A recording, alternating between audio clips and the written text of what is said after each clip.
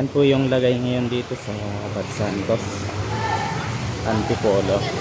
Parang baha. Yan na, parang dagat na yung lagay ngayon. Parang baha. Napakalalim.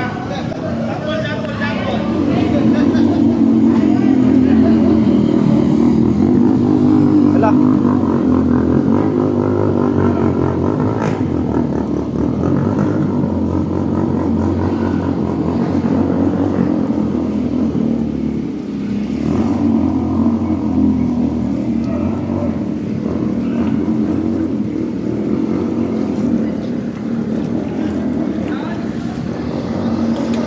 Yan po yung kahabaan ng Abad Santos. Sobrang lalim na. Ayan, may tumirik na.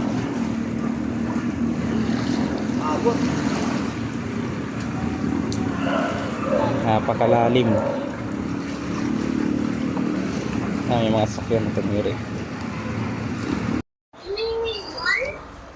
May swimming pool na kami, oh.